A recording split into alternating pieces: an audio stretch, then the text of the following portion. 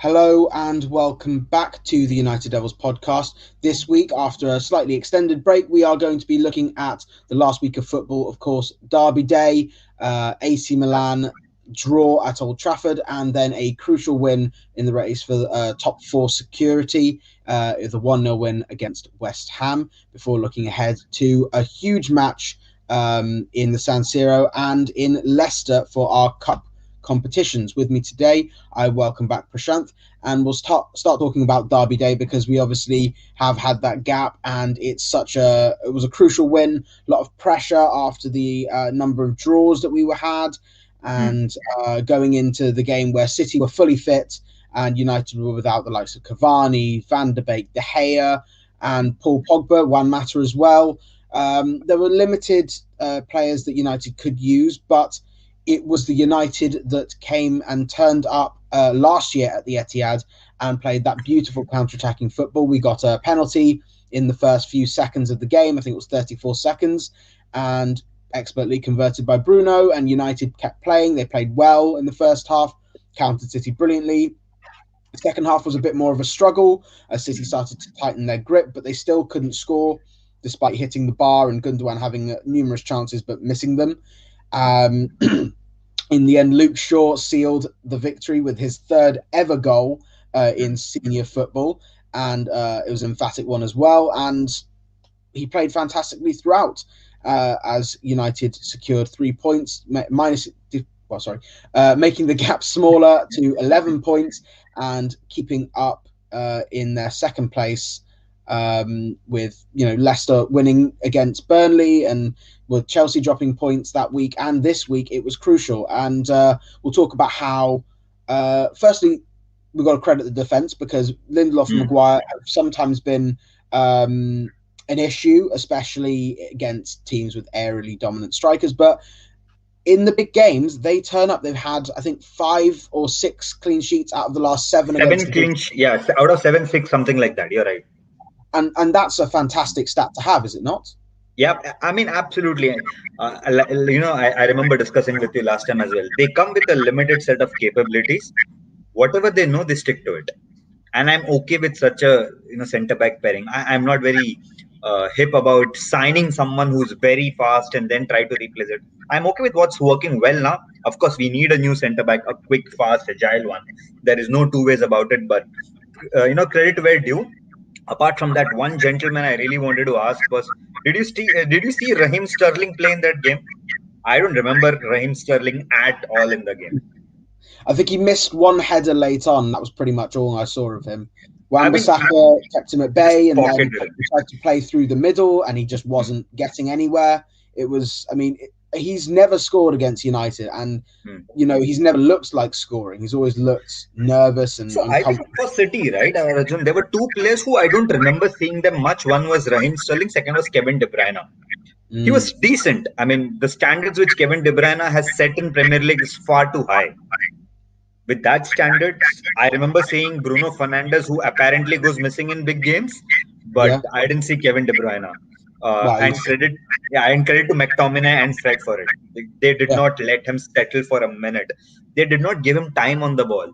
That's exactly what a team does to Bruno Fernandes. Most of the time, it was Cancelo Fernandinho who marked Bruno Fernandes, because of which he couldn't get space in the EFL Cup. But this time, Kevin De Bruyne actually understood what it meant to be doubled up. And I felt bad for him after a point of time. I was like, man, this is such a quality player. He's not getting time. But then I was like, I'd rather not give him time, because if he gets time, it's going to be goals galore.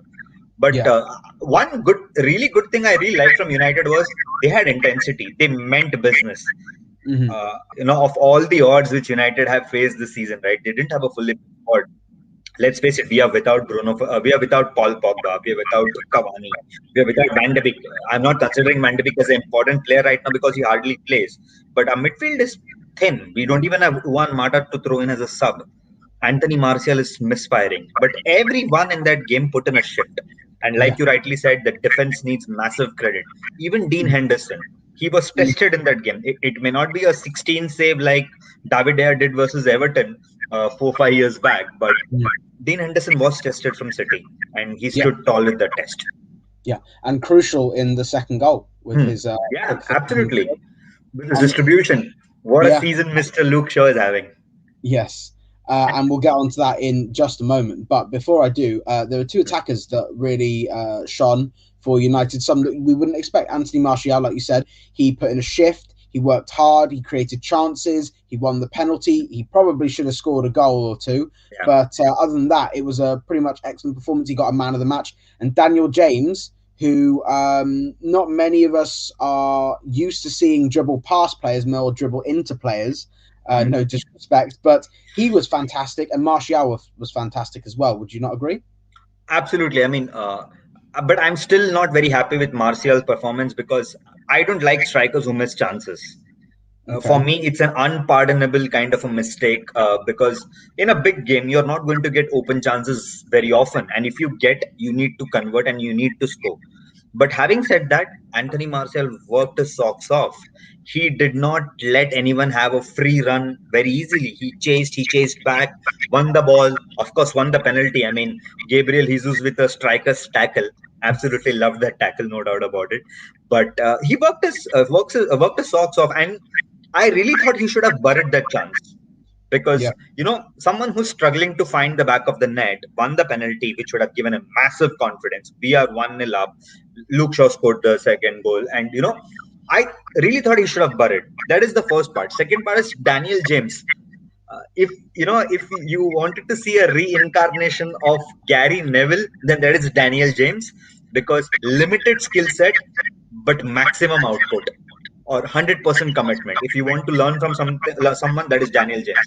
He's got extremely limited capabilities. Let's not kid ourselves about it. He's not a Kylian Mbappe who will get the ball, run and score. Right? We definitely know it. He's not a Phil Foden where he's going to get the ball and trick 4-5 people and then attempt one. No, he's not that. But at least one thing I'm very sure with Daniel James is the fact that he will run. He will run for the team. He will also make sure that he takes one for the team as well. Van Bissaka, as much as influence he had that game, keeping Raheem Sterling pocketed, Van Bissaka didn't do anything great attackingly. He was very, very calculated because he did not have a chance to go up front. It was Daniel James who ran the entire flank, even helped Van Bissaka track back.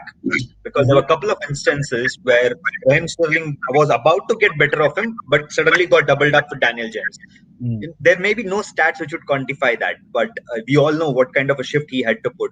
And I'm very happy for Daniel James because as much as I wanted him to go out on loan and try and play regular football so that he gets his form back, but I'm very glad that we did not send him because right now he is our main utility player who we are using in games where we need his pace. Because somewhere down the line, Rashford, Martial, Greenwood all have limited pace when I compare them to Daniel James.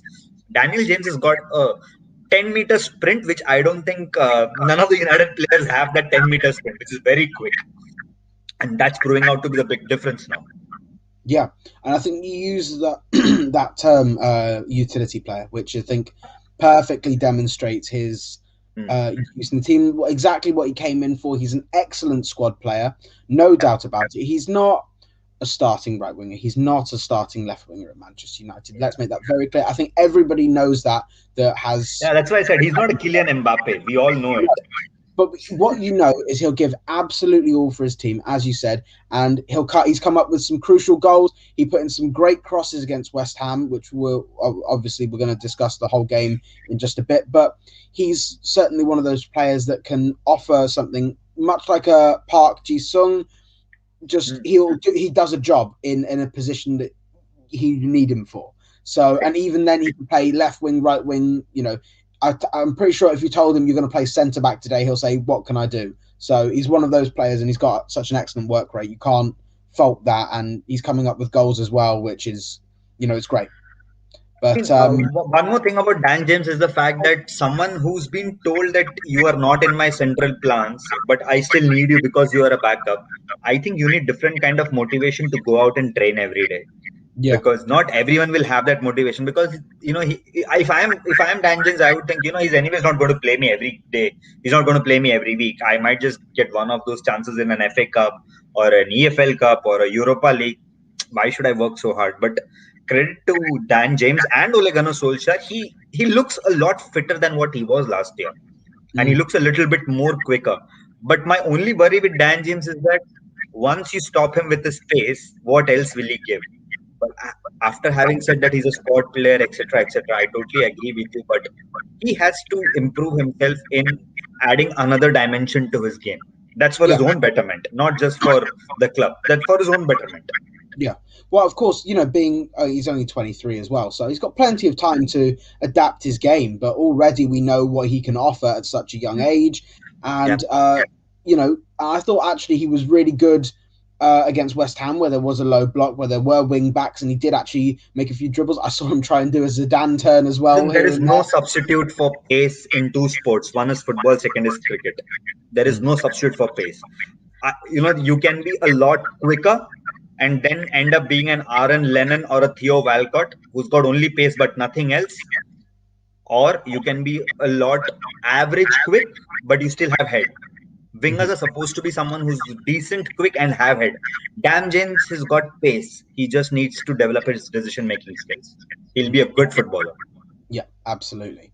We'll move on from that, obviously, but just the fact is, huge 3 points to the derby, huge statement made by United that they're still in this with.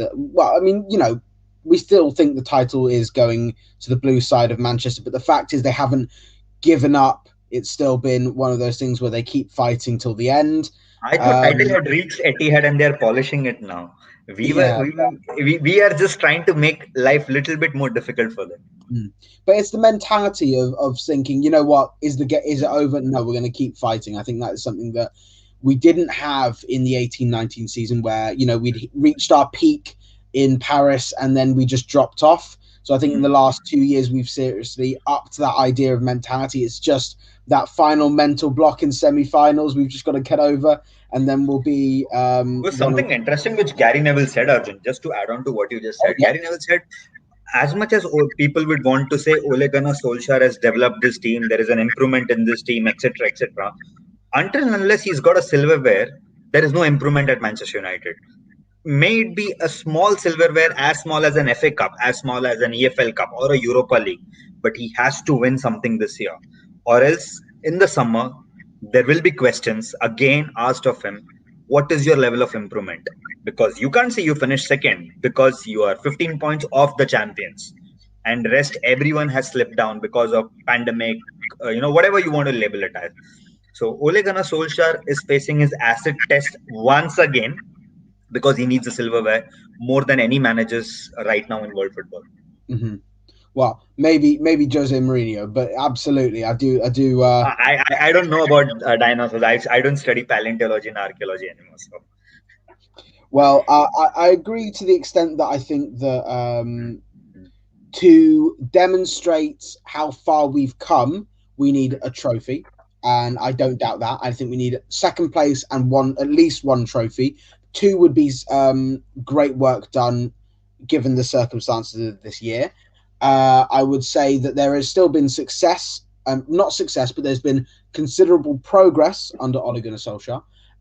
But it needs to be demonstrated more with a trophy, and it needs to come this year, because United need to end that drought of trophies. The players need to come away from that mental block of semi-finals. I still think we've got a very good chance for at least one of those trophies, but we'll talk about that more later on in the podcast, obviously doing the previews for the quarterfinal and round of 16, but we'll talk about West Ham first. And there's an important game, more than the results was probably more important. The points were more important than the actual performance, which was a little sluggish to say the least. I guess the European hangover does happen, especially when there's next to no rotation in the side. It was a tough first half. United had a couple of half chances. Fabianski was brilliant. Rashford missed I thought Oliver Kahn played for West Ham all of a sudden. I was like, not again. You can't do that every time against United. At least it's not Ben Foster this time. He's just putting out like 400. And we've already got Lee Grant, so he can't come up with exactly. One good performance and he signed for United. My goodness.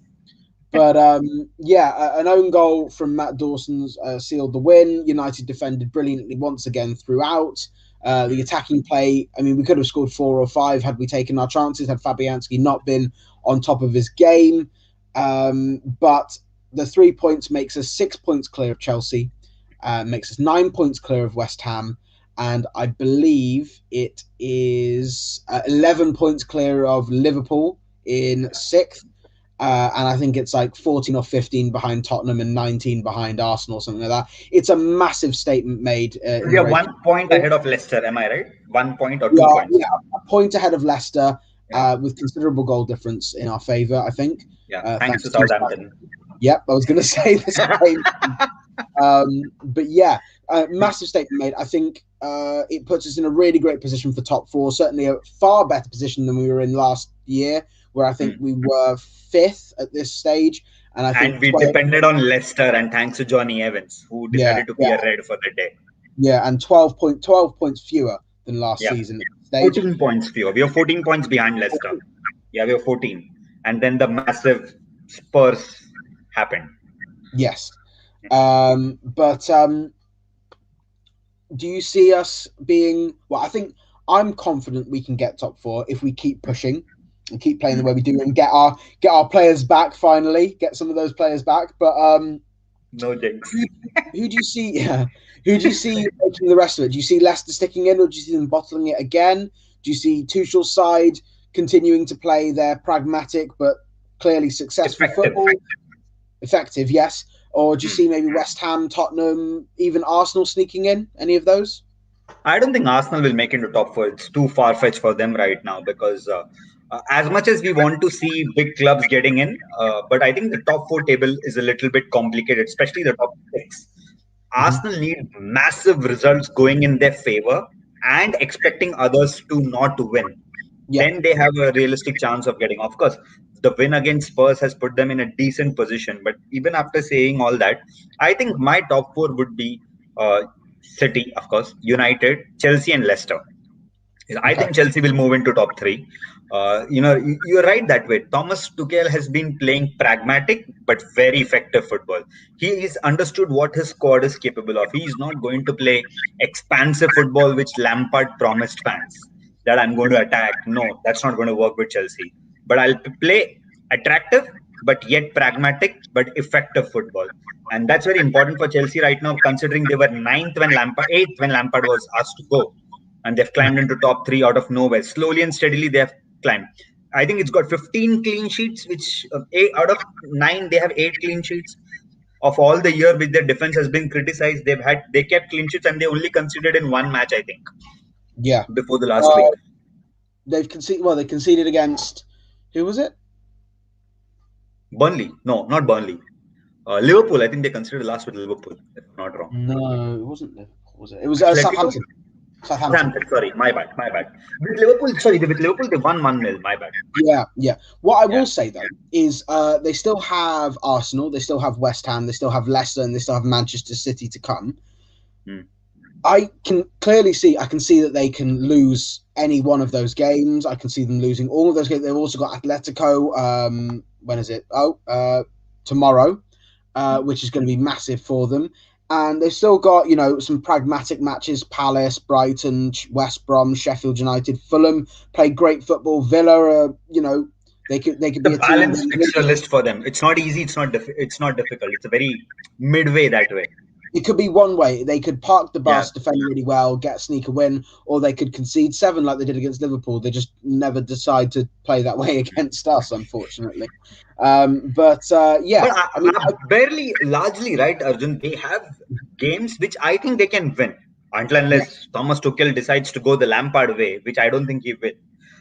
They will finish in top 4. There is no 2 ways about it. The question for him is, will he stick for the 4th position or will he push for the 2nd now? I'm sure he would want to push for the 2nd because it's not that far as well for him, right? He's 6 points clear. He's 6 points behind us. Yeah. So if United get into a bad run of form, I hope we don't get into, he's got a shot at being 2nd. And if he manages to finish 2nd, right, Chelsea board would give him another 200 million to go out and buy. Yeah. Because he would have literally revived their team from a bloody 10th to finishing in top 4 and then to finish in top 2. which I think will be a big statement by Thomas Tuchel. But as far as I see, I don't see them finishing in top two, but I definitely see them pushing for the third spot for Leicester's place. And I think, knowing Brendan Rodgers and his history of sustaining that long run, I think he'll miss out yet again, especially with injuries to his players. So you see him missing out. So you see When I say missing out on top, not on top four, but the top three. So you don't see Liverpool going back no into chance. No, it's too early for. They are showing signs of revival, but it's a little bit too late for them. You don't see maybe. I mean, Van Dijk apparently is back in light training. You'd not see that maybe having an effect. No, Arjun, think about this, right? If you look, I'm just looking at the table right now. So they are at 46. West Ham are at 48. Chelsea is 51. It's not about Van Dijk or it's not about the fixtures. It's about momentum. And I'm saying this right from the word go for the season. This season is all about momentum. Whoever has got momentum, they have tend to continue. For example, City did not start the season great, but they suddenly went on a run of 28 games and the title was over. United did not start great, but we went on a run which helped us where we are. Everton had a great run at the start, and then as soon as they lost, their momentum ended. Same with Tottenham Hotspurs. With Liverpool, they had a decent run in the start, then injuries, and then they are slowly coming back. By the time they have their squad fully fit or their front three start firing, at max they'll try and push for the fifth spot. By then, top four would have been sealed. I think they're a little bit too late to start now. Unless someone in the top four decides to, play a villain and say, you know what, I should let Liverpool get into top four because they were the champions last year. I don't think they're making it. Well, if Chelsea won a Champions League run, maybe they'll put all their eggs in one basket. Champions League run, if they can beat Atletico. No. Okay. No. Well, because Thomas Tuchel is not going to be judged by Champions League performance. He's going to be judged by the league right now. Right now, that's more important to him. The finishing in top four. Because let's say he beats Atletico Madrid now, and let's say he faces Bayern Munich in the next leg, hypothetically.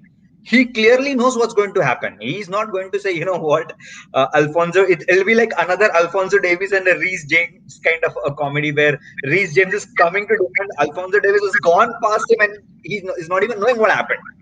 So I'm sure Thomas Tuchel clearly knows his squad's limitation. That's why he's changed how Chelsea play football, and it's effective. It's not the most beautiful sight to see. I mean, Chelsea never played attractive football, but it's surely an eyesore after a point of time, but effective way. Two things before we go on to our poll vote. The first one was okay. Well, the first one is about Eden Hazard. Would you, if you were Eden Hazard, would you go back to Chelsea, or would you try and stick it out at Real Madrid? He's had another injury that rules him out for 4 to 6 weeks. He's had a really torrid. I feel really bad for him because when he left Chelsea, he was one of the best players on the planet. I think he was top 3, top 4 in the world, and on the highest. I honestly, you won't believe, Arjun, I was talking this to a friend of mine in the morning. He's a Chelsea fan for years. And I told him, this was during my college years. And I told him that, thankfully I have seen Cristiano Ronaldo play for United. And I've seen him from his debut days. And then I saw Eden Hazard. And the biggest compliment I could pay as a rival to Eden Hazard was, there are very few players who made me look and then say, my goodness, what is that? You can't do that. One of them was Eden Hazard, and it's not because of his skill or the low gravity which he's got when he's dribble. It's about grabbing the game by the scruff of the neck, especially in big games for Chelsea, where everyone failed, but Eden Hazard didn't. There was a sense of pedigree in Eden Hazard, which he always had, Of course, he snubbed the move to United and then went to Chelsea, whatever. But I really felt bad after I read today morning that it's another injury. And I just thought to myself that this kid, at one point of time, lit the Premier League. Everyone watched Premier League, especially Chelsea, to see Eden Hazard, because once he started dribbling at you, right, he left you for dead, literally for dead, because he cut in, went inside the goal. When it's Eden Hazard one-on-one with the goal, we all know he's going the other way, and it's a goal. Apart from David Daya, who saved that phenomenal one-on-one save. But you're right. When he left Chelsea, the only place he could go was Barcelona or Real Madrid, and of course he chose Real Madrid for obvious reasons because he was a fan, etc., etc. But if I was Eden Hazard, I would come back to Chelsea. especially because there is a manager who believes a lot in attacking talent, and especially who's very good with wingers. I mean, think about this. He kind of changed Kylian Mbappe's way of playing football, and Mbappe has said it personally that at one point of time I was just a winger. My only objective was to run and score. But with Thomas Tuchel there, he made sure that I understand the smaller aspects of the game. Yeah. Eden Hazard doesn't need to understand the smaller aspects of the game, but he needs to find his feet back. He needs to find his confidence back, and whatnot. Rather than a place like Chelsea where fans already love him, he didn't leave like Thibaut Courtois with a sore face, right? He said that there's only one club I would leave Chelsea and play for, that's Real Madrid, and that's exactly what he did. Unlike a Thibaut Courtois, he did not say mid-season that my dream was to go to Madrid last year, but Chelsea stopped me. He never gave a statement like that. So I really think he should come back to Chelsea. And to be honest, right, I'm tired of Kevin De Bruyne and Bruno Fernandes and Phil Foden. I really want to see a real baller come there and then show what exactly it meant to light the Premier League, just for the Premier League's sake. Of course, as a rival, it's very sad that he comes back. Then it's another issue altogether. But Eden Hazard needs to come back home, which is Chelsea. I think Wan-Bissaka could take him. Of course he would. I mean, if he can take Raheem Sterling, I don't think Eden Hazard is a big ploy. But like I said, right, for pure entertainment value, he needs to come back. And let's not kid ourselves, Arjun, right? If we ever had a chance to sign him, we would sign him without even thinking because he was that good, right? He was, yeah. What was the thing? It was that it was that well, I just think that he was just one of those players that could just do anything, and he still is. I still think that he's got, but it's the fact is that Bale had never had any huge serious injuries until he moved to Real Madrid. The same can be said for Eden Hazard. He was never, sidelined for 7 months, 8 months, never only scored one goal. Mario Götze didn't have any major injuries. He had it. Mario Götze. Hamid Aldentop, who played for Madrid. So many players. Yeah, it's baffling, but it's one of those things that Tuchel knows how to deal with world-class wingers. He's had Mbappe, like you said. He's had Di Maria, who was world-class for a good period under Tuchel. Neymar, of course. Jadon Sancho on the precipice. And so he knows what to do with world-class wingers. And I didn't want to say that name, but yeah, fair. Yes, yeah. I'm scared that he'll add competition. JS7. Yes. But we'll talk about the transfer window now, and more often than not, it's talking about players that are joining. But today we're going to start with players that could leave.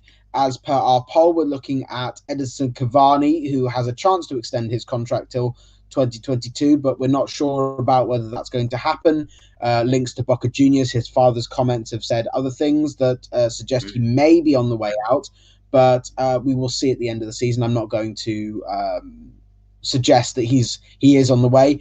Pogba, again, is another issue. There have, again, been reports that he might sign a new contract, but then there have been other reports that suggest that Juventus are the ones to make a move, with Pirlo planning a rebuild, with only a select few being part of that. I think it's Szczesny, Ronaldo, perhaps. They haven't actually listed him. De Ligt, I believe Weston McKennie, and I think there is one other, but I can't recall. Chiesa, yes. Yeah. Everybody else is potentially could move, and that could make way for Paul Pogba, who obviously Pirlo knows, who played with. And Pogba obviously has a lot of respect for Juventus, who made him who he was, really, after leaving United in somewhat disgrace, perhaps leaving in somewhat contentious way, but can you see either of those players leaving, or can you see either of those players staying? If you personally ask me, I don't want both to leave. If I had a choice, I don't want both to leave. But in realistic terms, I really see Edinson Cavani going back. Because he hasn't had a consistent run of games at United. As soon as he had a consistent run, he got injured. I think the demand of the Premier League this year has been slightly more than other years because of the bubble, the hectic schedule, etc., etc. So that's why I think it will be wrong of him to judge the season and say, you know what, I don't think I'm made for this league, so I rather go back to a secured league, which is Argentinian league, where there is Boca Juniors, and then I'll win a trophy for them, whatever. I would want him to extend the contract because he still has to understand that at 34 years of age, he can do things which Martial, Rashford, and Greenwood cannot do, which is just cause trouble by his movements, which I think takes years for a players to understand. Yeah. You can't just play 1 year and then teach them, you know what, there are two defenders, try to go in between. When the ball is not there, move away. You can't teach that. You have to play at the same place for years, and that's what he's done. But I do understand if he wants to go price. Sorry, unless you're Haaland, obviously. I am not going to take those players' name who I think we should sign, but yeah, fair enough. Yeah, like Haaland, it's a very difficult art, Arjun. As much as you want to underrate that art, right? A lot of people can say, look at Aguero, he can score from any angle. Look at Lewandowski, and I always say to them, look at from when they started moving. They started moving even before a Kevin De Bruyne could think there was a ball. Because of that moment, Kevin De Bruyne could pass. That's an art, and you can't teach that. And Edinson Cavani is a master of that art. Sadly, his body doesn't allow him to do that. But I really think he will move. Talking about Paul Pogba, we have done everything possible in our hand to convince Pogba.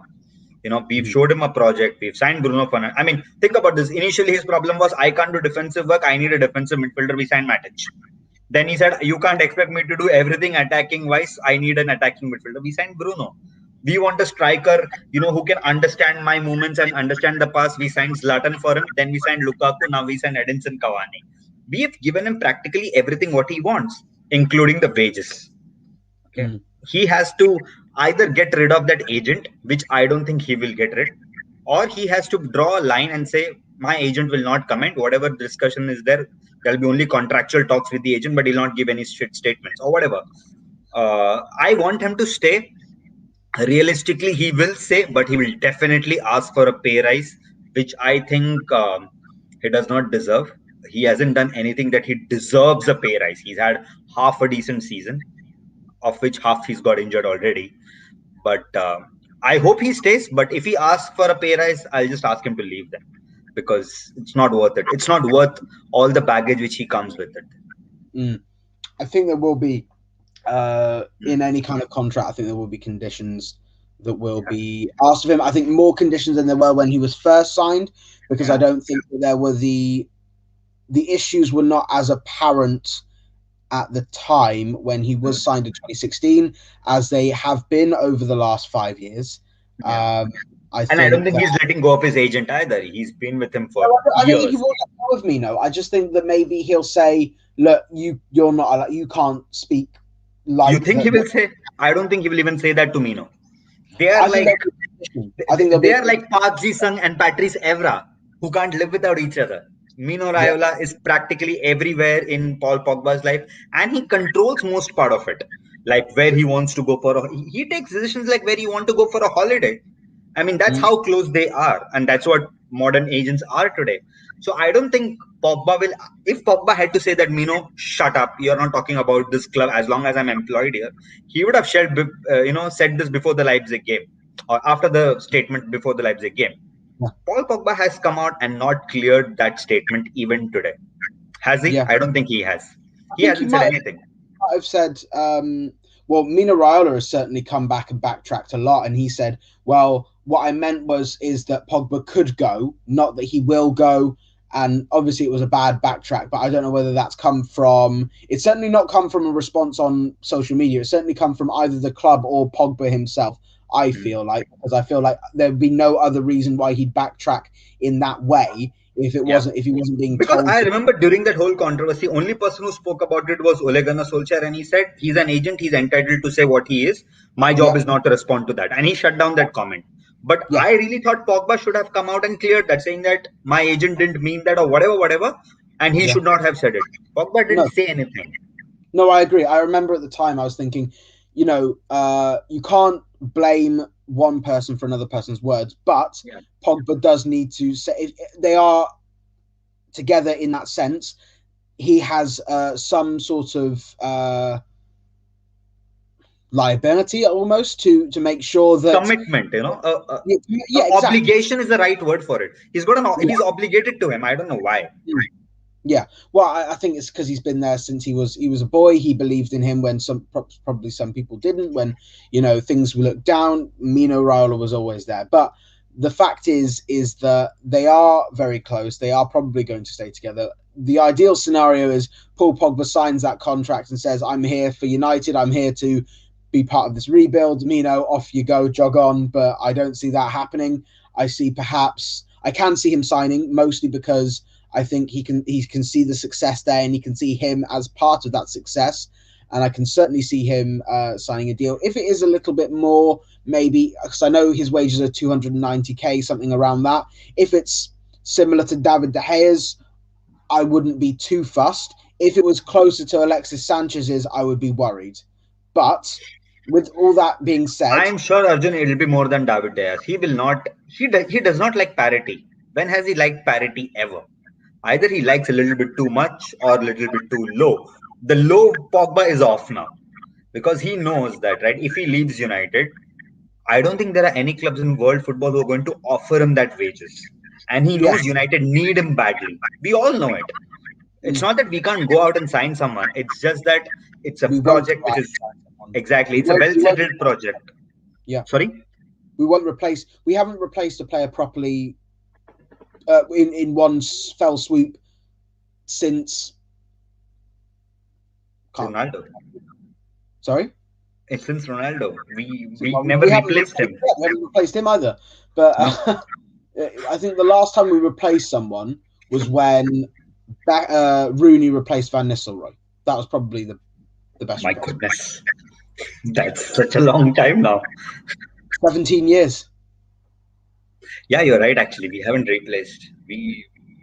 It took us years to find a Patrice Evra to replace Dennis Irwin. It took us till Wan-Bissaka to replace Gary Neville. No comment.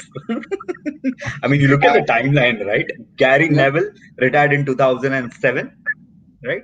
And then Wan-Bissaka. It was 12. Sorry? Sorry, 12-13. Yeah. My bad, 12-13. Let me check that. I'm going to check that. But I don't think it was 12-13. It was before that. Neville was 7-8. I think. From where he said he retired.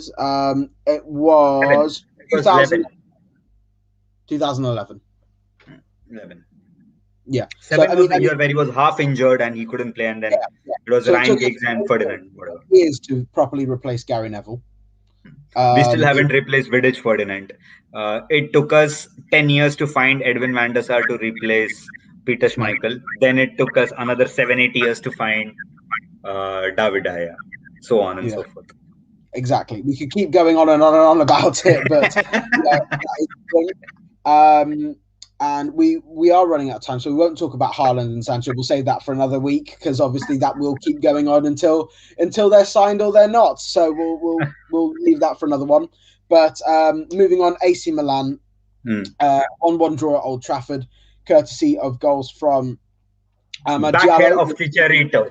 Yes, that Chicharito-esque header from Amad Diallo, his first goal for the club. A really great moment for him. Beautiful pass by Bruno Fernandes. And had we actually taken those 2 free goals pretty much from Maguire and James, we would have been 3 goals up, would have been wonderful. But a late equaliser, questionable defending, questionable corners to begin with a handball. Just to add to that question, right, Arjun, I've got one name to add. Alex Telles.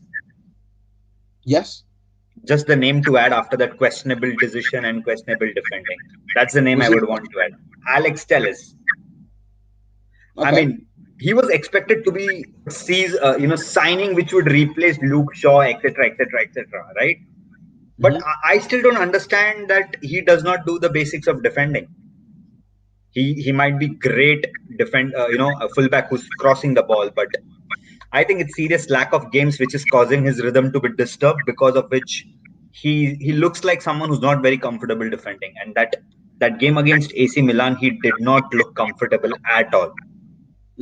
I think one thing I do agree with that. I think he got a little bit undone a few times. I think the fact is that he's still adapting to this league because he's not had enough game time to be properly introduced to it. But I still think, he offers great depth. He offers great delivery. There's no question about his talent, Arjun. I mean, it has taken years for us to see a fullback cross. Let's put it in simple terms, right? I mean, you and me will both remember only Patrice Evra crossing it. After that, I don't remember any fullback crossing it. Not even Brandon Williams, who played on that side, because he's obviously not a natural left back. It was only until Ashley Young started playing, a winger started playing as a fullback. Playing as a, yeah, of course. I mean, I don't want to even say Valencia and Ashley Young, because they're not fullbacks, they're wingers. So obviously their instinct is going to cross. And with due credit, right, Antonio Valencia's cross always hit the first man, not even inside the box. So I mean, it wasn't a cross; it was more just a drill into. It was a whip. The ball was just a whip. Yeah. So with Alex Telles, I have no problems in his attacking instincts, and I think for him, it's important that he also understands defending, because we don't play deep. We don't play a low block. We are not that kind of a team who plays a low block. He has to start pushing up the pitch, and sometimes if you push up the pitch so much, you have to track back as well. Yeah. So I think it's a massive learning curve for Alex Telles, for sure. Who was supposed to replace Luke Shaw, but someone has had a phenomenal season. And we haven't actually talked about it, and we've run out. But I mean, I think there's not very much we can say other than that. He's been phenomenal. Hopefully it will keep continuing. Hopefully it will be rewarded with a European competition start and some silverware to go along with it. Maybe even a player of the year. You never know. Bruno Fernandes. Are there any options for England at left back? Who are the available options? Luke Shaw. Apart from Luke Shaw? That's it, pretty much. Ben Chilwell, Bukayo Saka. Who else? Danny Rose is nowhere. He's not even playing, is he? Yeah, of course. No, he's not. Kieran Trippier, because Gareth Southgate loves Kieran Trippier and he'll put him in any team that is possible. Of course, that free kick against Croatia, another. Yes. But I think Luke Shaw's pretty much nailed on for a position if he can keep going at this rate. He's better than all of them, considering the season what he's having. And even then, Chilwell is a great wing back. I think he offers a lot in attack, but he can't track back quickly enough. Luke Shaw, that's something that was a limitation of his game. Yeah. It's getting much, much better. And defending, playing out from the back, it's perfect for England's format of playing the centre-backs on the, 6-yard line. Looking like Paulo Maldini. Yeah, fair enough. 3-5. It's however England play. I'm not going to criticize any more than is necessary, but it isn't the most positive football. But anyway, Luke Shaw, absolutely deserves so many praises and plaudits for his season, and hopefully we can just keep going at this rate, because we have seen him have sparks and then drops and then injuries and all sorts of things. But I feel like this time it's looking like the real deal. And, under Ole Gunnar Solskjaer, you have to say he gets a lot of praise. Luke Shaw gets a lot of praise for having his mentality changed from almost being out of the club, frozen out, not even considered, playing with Mourinho's brain in his head, all sorts of things. But, he deserves a lot of credit too. But like you said, AC Milan, San Siro is not an easy place to play against, but we are excellent away from home. And last time in Italy, it was a 4-0 win against Sociedad, who were probably the most difficult side to play against in the Europa League at that point. Prashant, do you see us coming away with a win, or do you see it being one of those difficult European nights away? I see it as one of those difficult European nights, to be very honest with you, because Zlatan is back for Milan. He's not going to. Yeah, they confirmed that he's back. Okay. He might not start, but he will definitely be on as a sub. So I don't think it's going to be an easy game for us, but I'm a little bit more confident because it's an away game. I was sure at Old Trafford that we may not win it, but we are going to make life difficult for ourselves, and which is exactly what we did. But with the likes of Pogba, Van de Beek, Cavani returning back to training, and I think we've got a fair shot. But it depends on which Zlatan Ibrahimovic turns up that day, because as much, I remember saying it to someone the other day that, if that match was played at Old Trafford, and if it was a full house Old Trafford and Zlatan Ibrahimovic even walked with his crutches, he would have got the most resounding ovation which has heard for a long time, because everyone loves Zlatan Ibrahimovic. Sadly, this is an away game and there will be no spectators once again. But we all know what Zlatan is capable of, right, Arjun? I mean, we have seen it. You can't just say that man is old. We just can't say it. He can do what he wants because he is Zlatan. Yeah. And knowing our defense, he'll be handful.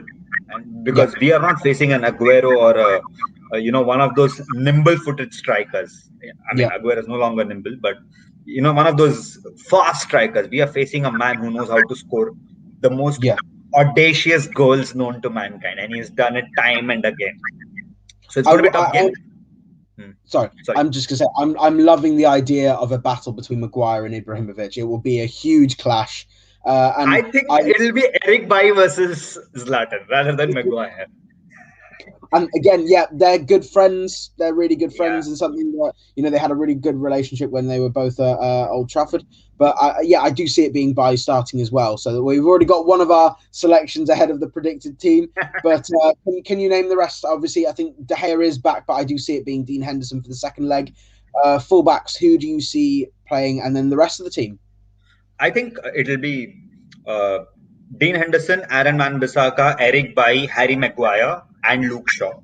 Okay. Right. In the midfield, I see Fred and McTominay. I don't see any change in that combination. Okay. Then on the left-hand side, I see Rashford, Bruno. On the right, I see Daniel James. If Cavani is fit, he starts. If not, Martial, if he is fit. If not, I'll put Amad Diallo as a striker. No Greenwood? No Greenwood. Okay. Because I see Greenwood coming back to form, especially in the West Ham game. Wasn't it where he hit the post 3-4 times? I know a goal is nearby, but I don't want him to start against Milan where they completely mark him out and he suddenly loses the confidence which he's got little by little. I would rather bring him as an impact sub because it's very difficult to handle Greenwood when the defense is tired. And I know for a matter of fact that Milan defense would try and push the game up to us. And that's why we need pace, and that's why I want Daniel James and Amad Diallo to start. Okay, I can definitely see that. I would probably have almost the same team. I think if we're expecting Milan, because Milan know that they're through if it stays 0-0, an away goal. Because of the away goal, So they might sit back. I can see them sitting back, but they are defensively, an issue. Plausible. Yes. So I can see us causing them a lot of problems, especially on the counter if they are going to push for another goal. I could see us sitting back and playing one of those great counter-attacking performances we do. Before I go on, City have just scored, so they've pretty much sealed their round into the their easy standard round of 16. I'm just thinking if the Premier League was a little bit more competitive this year, it would have been very interesting to see what Guardiola does. Oh, absolutely, yeah. If we were, let's say, 4 or 5 points away from City, I'm not even saying 6, 4, 5. I mean, 6 is still 4, 5 points, right? I would have definitely wanted to see what Guardiola does.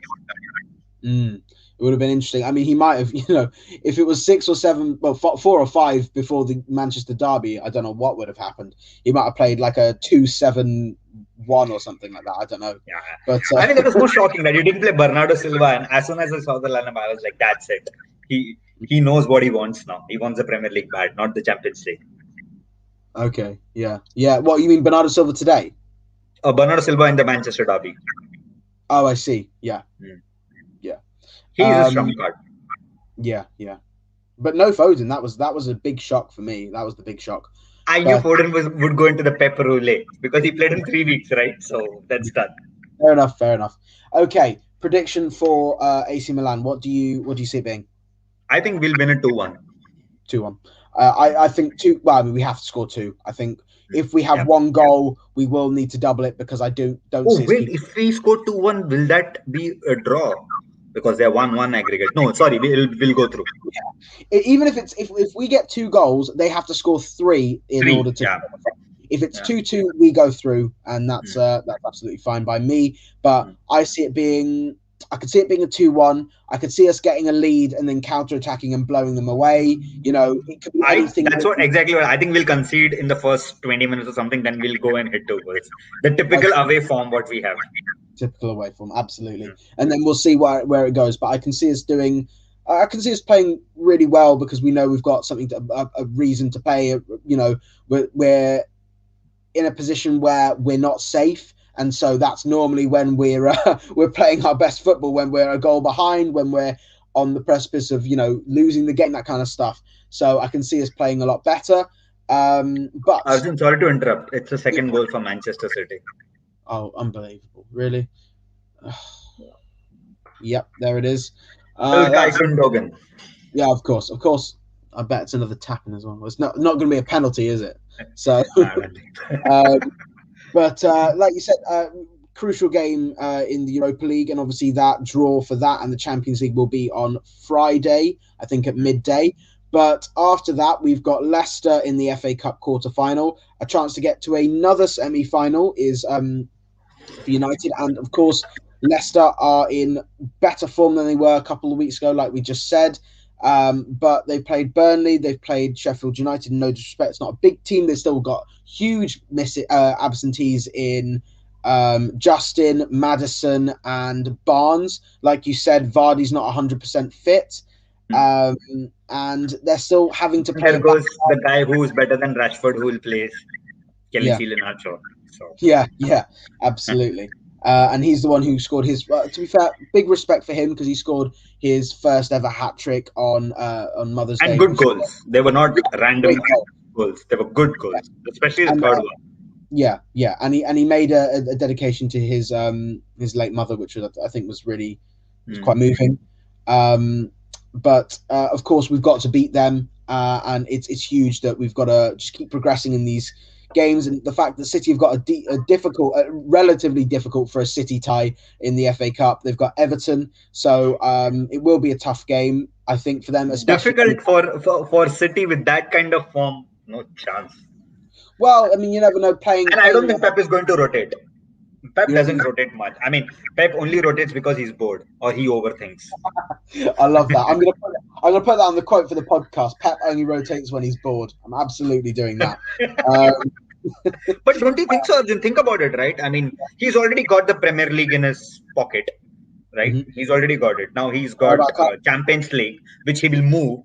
So he's going to rest his major players, and then he'll be, giving the likes of Ferran Torres, all those guys, just play this game. I'm okay if you win it, but he will start the game with Aguero up front.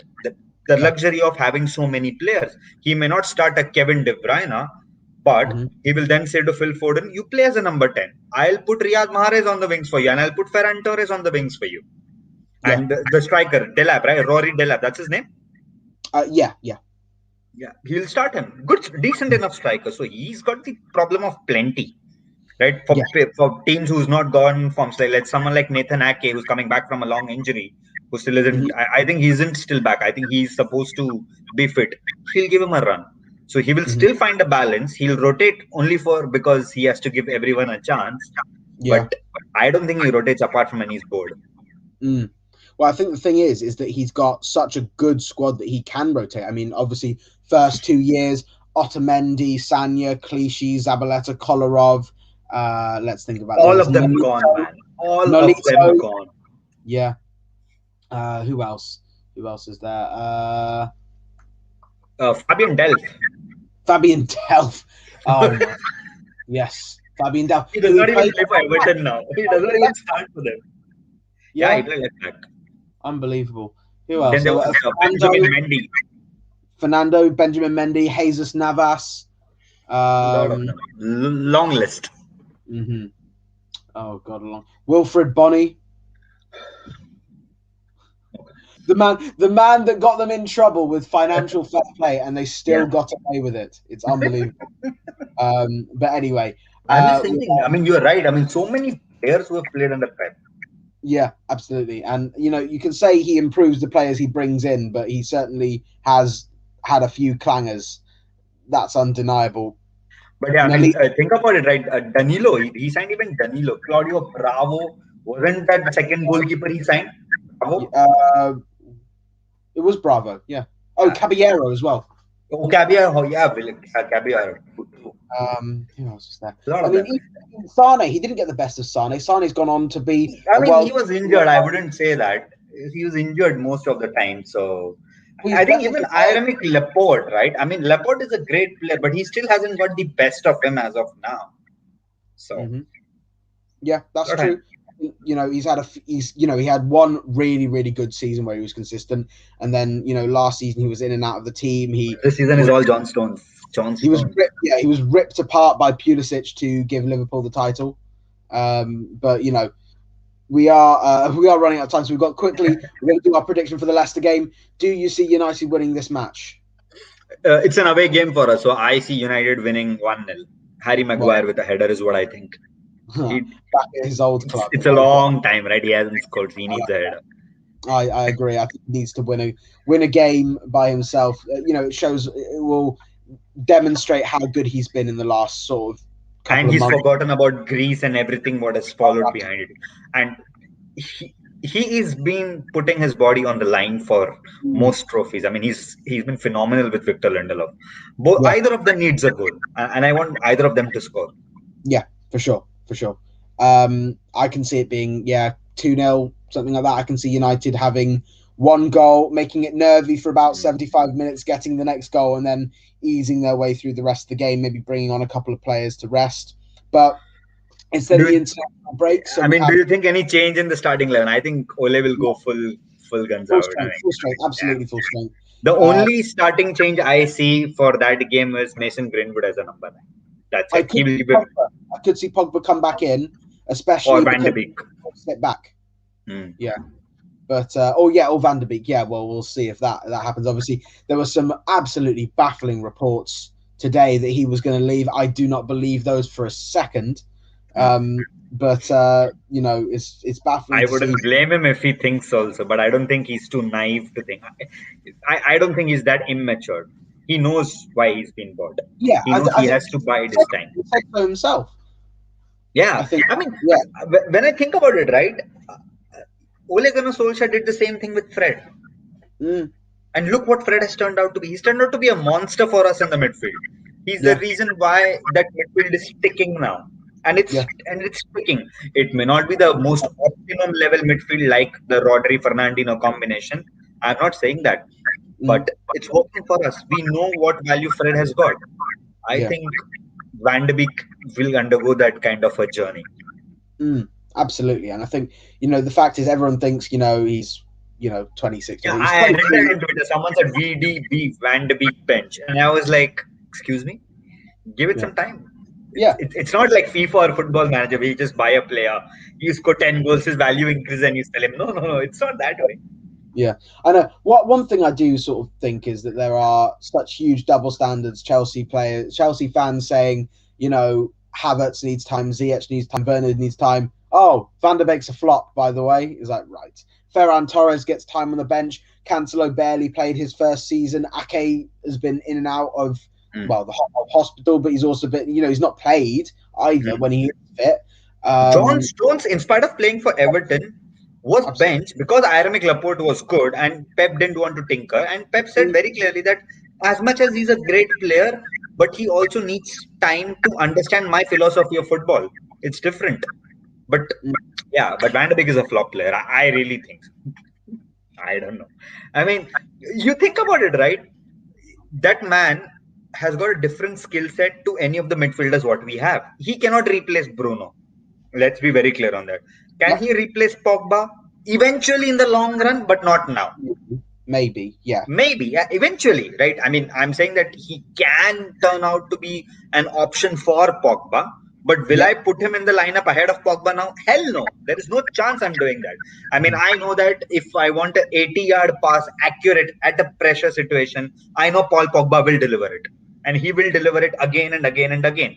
Will Van de Beek do it? I don't know. Because I've never seen him in that role. The only role I have seen him is as a number 10 or close to a striker. He might be as good as Pogba is or whatever, but it's a long time. It's too early to have that kind of comment where saying that he's a flop. It's not right according to me. At least you give a player some amount of time. Going by that logic, then Edinson Cavani is a flop then because he hardly scored 5 goals or 6 goals, whatever. Yeah.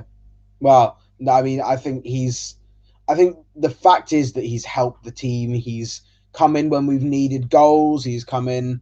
I think alone the Southampton. Arjun, I've stopped judging football basis statistics now. I don't judge football basis, and I stopped it long back because if I actually think that Radamel Falcao is a flop for United because he scored only 4 goals and he was injured. I understand that, but if someone says Edinson Cavani is a flop I cannot digest it. Yes, he may not have hit the ground running where you expect him to score 20 goals. He hasn't scored goals. I completely understand that emotion that he's not worth the money, because when we paid that much, we expected 20 goals. But he scored goals which led us to getting 3 points. The West Ham game, not the West Ham game, was it? The Everton game, where Southampton, where Fulham, we were 2 goals down, right? Fulham. Fulham, so many goals, right? I mean, it may not be the most ideal amount we played, but money is not something which United or any club in the world can negotiate in the market. Yeah, absolutely. And I think the fact is that people are too quick to call players flops. I think that's something that. Yeah, apparently we overpaid for a guy from Sporting also, but that's okay. Oh yeah, no, just a stat padding merchant that only scores penalties. Yeah, I mean penalties don't count, so. Yeah. Well, yeah, obviously. That's why Chelsea do have two Champions Leagues instead of one, right? Is that right? I think that's right. Anyway, we are out of time, and that is all we have time for. So thank you for listening, and thank you to Prashant for joining me. We're hopefully looking for another unbeaten week going into the international break. So this will be our last podcast before the international break, and we'll be back just before the resumption of Manchester United football. But if you have any questions or topics you'd like for us to discuss in the next podcast, please comment below on the YouTube live chat or on the Twitter polls. And if you enjoyed this, please like this video, subscribe to our channel, and follow